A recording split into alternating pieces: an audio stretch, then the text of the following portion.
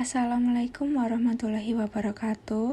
Yang terhormat Dr. Fafi Inayatila SPD MPD selaku dosen pengampu mata kuliah Bahasa Indonesia. Kami dari kelompok 3 kelas 2022B program studi D4 Administrasi Negara akan menjelaskan materi tentang ejaan, pilihan kata, kalimat efektif, dan paragraf. Dikutip dari buku esai penerapan ejaan Bahasa Indonesia, ejaan merupakan kaidah cara menggambarkan bunyi-bunyi, kata, kalimat, dan sebagainya dalam bentuk tulisan, huruf-huruf, serta penggunaan tanda baca. Ejaan juga merupakan kaidah yang harus dipatuhi oleh pemakai agar keteraturan dan keseragaman di dalam penulisan dapat tercapai. Penulisan ejaan. Yang pertama, huruf abjad. Dalam bahasa Indonesia terdapat 26 huruf abjad, yaitu A, B, C, D, E, F, G, H, I, J, K, L, M, N, O, P, Q, R, S, T, U, V, W, X, Y, Z. Huruf vokal. Dalam bahasa Indonesia terdapat 5 huruf vokal yang diantaranya A, I, U, E, O. Huruf konsonan. Dalam bahasa Indonesia terdapat 21 huruf konsonan diantaranya B, C, D, F, G, H, J, K, L, M, N, P, Q, R, S, T, V, W, X, Y, Z. Huruf tiftok. Di dalam bahasa Indonesia terdapat 4 huruf tiftok yang dilambangkan dengan gabungan huruf vokal A, I, A, U, E, I, dan O, I. Contoh penggunaan pada kata santai, amboy, pulau, dan survei. Gabungan huruf konsonan. Gabungan huruf konsonan KH, NG, NY, dan SY. Masing-masing melambangkan satu bunyi konsonan. Contoh penggunaan seperti pada kata khusus, akhir, gerai, siang, banyak, nyata, dan musyawarah. Huruf kapital. Huruf kapital dipakai sebagai huruf pertama di awal kalimat. Contoh, aku sedang menulis. Fungsi ejaan. Yang pertama, sebagai pembakuan dalam membuat tata bahasa agar semakin baku. Yang kedua, membuat pilihan kosakata dan istilah menjadi lebih baku. Yang ketiga, sebagai penyaring unsur bahasa asing ke bahasa Indonesia sehingga dalam penulisannya tidak menghilangkan makna aslinya. Yang terakhir, penggunaan ejaan dapat membantu mencerna informasi dengan lebih cepat dan mudah karena penulisan bahasa yang lebih teratur. Huruf kapital. Huruf kapital dipakai sebagai huruf pertama di awal kalimat. Huruf kapital juga dipakai dalam unsur nama orang termasuk julukan. Huruf miring.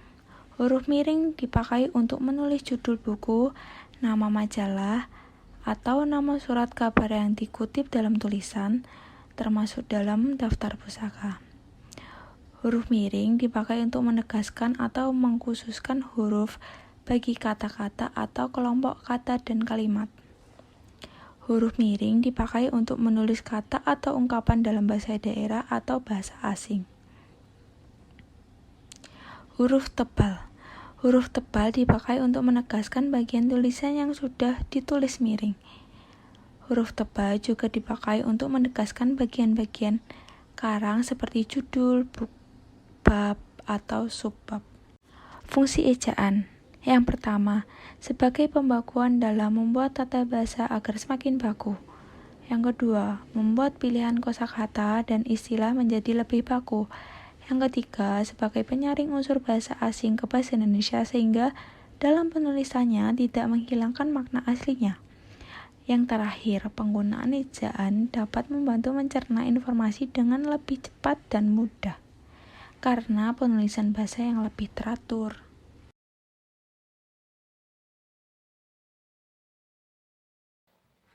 Kemudian untuk materi selanjutnya adalah pilihan kata atau diksi. Seperti yang bisa teman-teman lihat pada layar, pengertian dari pilihan kata atau diksi adalah kegiatan untuk memilih kata yang memerhatikan ketepatan dan kesesuaian dalam mengungkapkan maksud dan tujuan kepada penyimak atau pembaca, baik secara lisan maupun tulisan. Ketepatan dan kesesuaian sangat penting dalam rangka mengekspresikan maksud dan tujuan. Diksi sangat menentukan gaya bahasa. Gaya bahasa ditentukan oleh ketepatan dan kesesuaian pilihan kata. Kata, kalimat, paragraf, atau wacana menjadi efektif jika diungkapkan dengan gaya bahasa yang tepat. Gaya bahasa mempengaruhi terbentuknya suasana, kejujuran, kesopanan, kemenarikan, tingkat keresmian, atau realita. Selain itu, pilihan dan kesesuaian kata yang didukung dengan tanda baca dapat menimbulkan nada kebahasaan yang tepat, yaitu sugesti yang terekspresi melalui rangkaian kata yang disertai penekanan mampu menghasilkan daya persuasi yang tinggi. Pemakaian diksi yang baik akan membantu pembicara dan pendengar dalam menyelesaikan masalah. Begitu pula sebaliknya. Gagasan atau ide akan sulit diterima jika diksi yang digunakan salah sasaran atau tidak sesuai konteks pembicara dan pendengar. Selanjutnya adalah fungsi dari pilihan kata atau diksi. 3 di antaranya yaitu 1. Melambangkan ide yang diungkapkan secara verbal. Yang kedua, menghindari dan mencegah perbedaan persepsi atau interpretasi. Dan yang ketiga adalah mengefektifkan pencapaian target komunikasi. Kemudian, ada syarat-syarat ketepatan pilihan kata atau diksi. 3 di antaranya, yang pertama adalah membedakan secara cermat makna kata yang hampir bersinonim. Misalnya ialah dan adalah dalam pemakaian yang berbeda-beda. Yang kedua adalah membedakan makna denotasi dan konotasi dengan cermat. Denotasi yaitu kata yang bermakna lugas dan tidak bermakna ganda. Sedangkan konotasi dapat menimbulkan makna yang bermacam-macam dan lazim digunakan dalam pergaulan dengan tujuan estetika dan kesopanan. Dan yang ketiga adalah membedakan makna kata secara cermat kata yang mirip ejaannya. Misalnya, yaitu interferensi atau saling mempengaruhi dan inferensi yaitu kesimpulan. Selanjutnya ada syarat yaitu penuh ataupun bunting dan syarat atau ketentuan. Selanjutnya adalah syarat kesesuaian kata. 3 di antaranya, yang pertama adalah menggunakan ragam baku dengan cermat dan tidak mencampur adukan penggunaannya dengan kata tidak baku yang hanya digunakan dalam pergaulan. Misalnya kata hakikat termasuk kata baku dan kata hakikat termasuk kata tidak baku. Kedua, yaitu menggunakan kata yang berhubungan dengan nilai sosial dengan cermat. Misalnya kata kencing termasuk kata yang kurang sopan dan buang air kecil termasuk kata yang lebih sopan. Yang terakhir adalah menggunakan kata ilmiah untuk penulisan karangan ilmiah dan komunikasi non-ilmiah seperti surat menyurat dan diskusi umum dalam menggunakan kata populer. Misalnya yaitu kata argumentasi termasuk ilmiah dan pembuktian termasuk populer. Selanjutnya ada psikologi termasuk ilmiah dan ilmu jiwa termasuk populer. Pilihan kata atau diksi. Kasus-kasus dasar berkaitan dengan kata. 1. Kasus sampai jumpa lagi. Bentuk salah. Contoh kalimat, sampai jumpa lagi pada kegiatan yang lain. Bentuk disunting. Contoh kalimat, sampai berjumpa lagi pada kegiatan yang lain. 2. Kasus merubah. Bentuk salah. Contoh kalimat, penelitian ini akan merubah penelitian sebelumnya. Bentuk disunting. Contoh kalimat, penelitian ini akan mengubah penelitian sebelumnya. 3. Kasus mentargetkan. Bentuk salah. Contoh kalimat, dia mentargetkan penelitian ini akan selesai dalam jangka waktu sebulan. Bentuk disunting. Contoh kalimat, dia menargetkan penelitian ini akan selesai dalam jangka waktu sebulan. Jenis makna. 1. Makna leksikal dan makna gramatika. 2. Makna denotatif dan makna konotatif. 3. Makna konseptual dan makna asosiatif. Pilihan kata atau diksi. Bentuk penggunaan konjungsi. Yang pertama, konjungsi korelatif, baik ataupun. Bentuk salah, baik pendekatan kontekstual ataupun pendekatan dapat digunakan untuk mengumpulkan data yang berkaitan dengan. Bentuk disunting ke-1 yaitu baik pendekatan kontekstual maupun pendekatan historis dapat digunakan untuk mengumpulkan data yang berkaitan dengan. Kedua, konjungsi subordinatif, jika maka. Bentuk salah yaitu jika peningkatan kompetensi tidak signifikan maka program ini diakhiri. Bentuk disunting ke-1 yaitu jika peningkatan kompetensi tidak signifikan program ini diakhiri. 3. Konjungsi antar kalimat, namun demikian. Bentuk salah yaitu namun demikian sejauh ini manajer atau pemilik perusahaan peternakan kurang memperhatikan faktor-faktor. Bentuk disunting ke-1 yaitu namun sejauh ini manajer atau pemilik perusahaan peternakan kurang memperhatikan faktor-faktor. Kalimat efektif menurut Prima Kustiyanti dalam buku Bahasa Indonesia, kalimat efektif adalah kalimat yang memiliki kemampuan untuk menimbulkan kembali gagasan-gagasan pada pikiran pendengar atau pembaca, sama dengan pikiran penulis. Secara umum, kalimat efektif adalah kalimat yang menyampaikan pesan, gagasan, ide secara tepat sehingga mudah dipahami. Syarat menjadi kalimat efektif menggunakan kaidah kebahasaan yang baik dan benar. 2. Mengandung unsur penting. 3. Memakai diksi yang tepat. 4. Taat aturan ejaan yang berlaku. Fungsi dari kalimat efektif, pembaca mudah memahami dan pesan tersampaikan dengan jelas. Contoh kalimat efektif, Surabaya merupakan suatu daerah di antara Paragraf kota merupakan besar di penuangan Indonesia. ide dari penulis melalui beberapa kalimat yang berkaitan dan memiliki satu tema.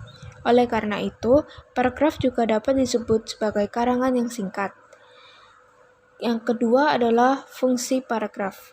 Fungsi paragraf terdiri dari 3, yaitu 1. Mengekspresikan gagasan yang tertulis. 2. Untuk menandai peralihan gagasan baru. Dan 3. Untuk memudahkan menulis dan pembacaan. Lanjut pada ciri-ciri paragraf. Yang pertama, berisi satu gagasan utama dan dilengkapi dengan gagasan pendukung sebagai penjelas. Yang kedua, kalimat penjelas harus benar-benar mendukung gagasan pokok. Ketiga, kalimat yang digunakan lugas dan tidak bertele-tele. Dan keempat, antar kalimatnya berkaitan satu sama lain. Kemudian untuk struktur paragraf terdiri dari 2 kalimat, yaitu yang pertama adalah kalimat utama dan yang kedua kalimat penjelas. Lanjut untuk jenis-jenis paragraf dibedakan menjadi 2, berdasarkan letak kalimat utamanya dan berdasarkan tujuannya. Yang pertama, berdasarkan letak kalimat utamanya. Yang pertama, paragraf deduktif. Paragraf deduktif merupakan paragraf yang meletakkan gagasan pokok di awal paragraf. Kemudian, kalimat penjelas berada di kalimat kedua dan seterusnya. Kedua, paragraf induktif. Paragraf induktif apabila kalimat utama pada paragraf deduktif berada di awal, paragraf induktif adalah kebalikannya. Ciri utama paragraf induktif adalah kalimat utamanya berada di akhir paragraf dan kalimat penjelas berada sebelum kalimat utama. Bisa di kalimat pertama contohnya. Yang ketiga, paragraf campuran, yaitu deduktif dan induktif. Sesuai dengan namanya, paragraf deduktif-induktif atau campuran adalah paragraf yang kalimat utamanya ada di bagian awal dan akhir. Walaupun muncul 2 kali, namun bukan berarti gagasan utamanya ada 2. Fungsi dari 2 gagasan utama dalam satu paragraf adalah untuk mempertegas informasi. Kemudian, berdasarkan tujuannya, ada 5 macam. Yang pertama adalah paragraf narasi. Paragraf narasi dibuat untuk menceritakan rangkaian kejadian, baik peristiwa yang terjadi secara nyata atau fiksi berdasarkan perkembangan dari waktu ke waktu. sehingga pembaca seolah bisa merasakan kejadian tersebut. Dalam paragraf narasi, terdapat tokoh yang mengalami sebuah konflik. Adanya konflik dalam paragraf narasi bisa menambah daya tarik sebuah paragraf. Kedua, ada paragraf deskripsi. Paragraf deskripsi adalah paragraf yang isinya mengenai gambaran sebuah peristiwa atau objek. Tujuan dari paragraf deskripsi adalah memberikan penjelasan untuk membaca terkait peristiwa atau objek yang sedang dibahas. Ketiga, paragraf eksposisi. Paragraf eksposisi berisi informasi ilmiah atau non-fiksi. Tujuan dari paragraf eksposisi adalah untuk memberikan informasi atau ilmu baru kepada pembaca. Menulis paragraf eksposisi harus berdasarkan sumber yang jelas, penelitian, pengalaman, atau pengamatan. Keempat adalah paragraf argumentasi. Paragraf argumentasi biasa ditemui di teks opini atau naskah debat. Tujuan dari paragraf argumentasi adalah menyampaikan ide, gagasan, dan pendapat untuk meyakinkan pembaca. Dasar dari paragraf argumentasi supaya penulis bisa berpikir kritis dan logis. Penulisan paragraf argumentasi harus berdasarkan fakta yang bisa dipertanggungjawabkan. Dan yang terakhir adalah paragraf persuasi. Paragraf persuasi adalah paragraf yang berisi ajakan. Tujuan dari paragraf ini adalah untuk membujuk membaca agar mau melakukan sesuatu yang diinginkan penulis. Supaya pembaca tergerak hatinya, kalian bisa tambahkan bukti yang berisi fakta dan data-data. Demikian presentasi dari kelompok kami. Mohon maaf bila terdapat kekurangan maupun kelebihan dalam penulisan kata ataupun pengucapan. Sekian dan terima kasih.